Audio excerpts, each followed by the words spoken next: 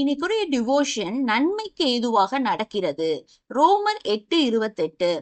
உங்கள் கல்வி தகுதியின்படி உங்களுக்கு கிடைத்த ஒரு வேலை அதே கல்வி தகுதியில் இருக்க மற்றொருவருக்கு கிடைக்கிறது இல்ல. அதனால நன்றியுள்ளவர்களா நம்ம இருக்கணும்.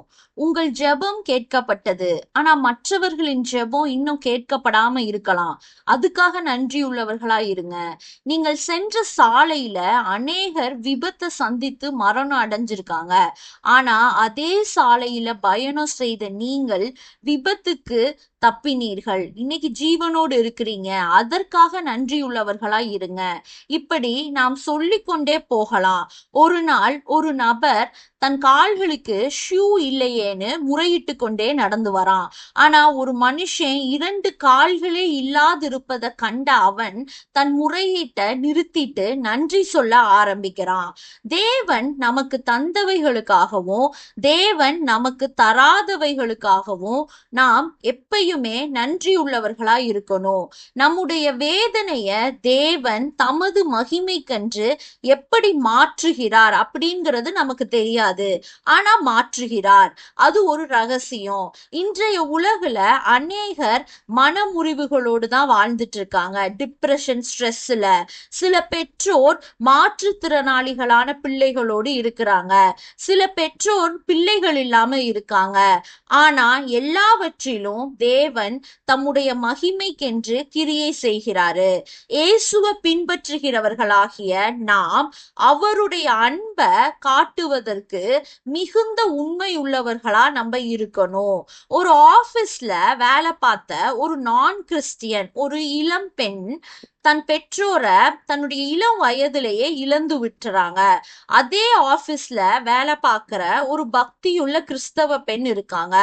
அவங்க சொல்றாங்க, உங்க பெற்றோரை போல அல்லாம எங்க பெற்றோர் நீண்ட காலம் வாழ தேவன் எங்களை ஆசீர்வதித்திருக்கிறாருன்னு அந்த நான் கிறிஸ்டியன் பொண்ணுகிட்ட சொல்றாங்க. இதோட விளைவு என்னன்னா, அந்த நான் கிறிஸ்டியன் பொண்ணு மனதுல இந்த வார்த்தை ரொம்ப அந்த மகளை புண்படுத்திடுது. அதுல இருந்து அவ கிறிஸ்தவர்களை பார்த்தாலே வெறுக்க ஆரம்பிக்கிறா. கிறிஸ்தவர்களிடம் ஒரு ஃப்ரெண்ட்ஷிப் வச்சுக்கொள்ள கூட அவளுக்கு விருப்பம் இல்லை. நீண்ட ஆயுசு தேவன் தருகிற ஒரு ஈவு. இதுல நாம் பெருமைப்படுவது அவர்களை புண்படுத்தும் அப்படிங்கிற உணர்வு இருக்கணும். நீங்க நன்றியுள்ளவர்களா இருக்கும்போது உங்க முழங்கால்கள் தான் தேவனோடு பேசும். நீங்க பெருமை நிறைந்தவர்களா இருந்தீங்கன்னா உங்க நாவு மற்றவர்களுடைய காதுகளில் தான் பேசி கொண்டிருக்கும்.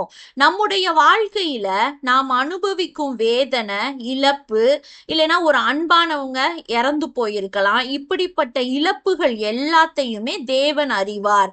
ஆனாலும் எல்லாவற்றையும் நமது நன்மைக்காக அவரது மகிமைக்காக மாற்றுவதற்கு உங்க வேதனைகளை எல்லாம் பலிபீடத்துல வைத்து விடுங்க.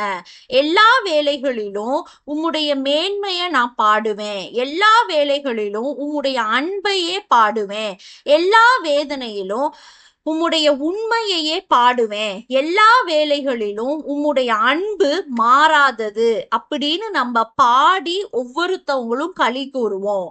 தேவனே, நீர் நடத்துவது நன்மைக்கே. நன்றி. ஆமேன்.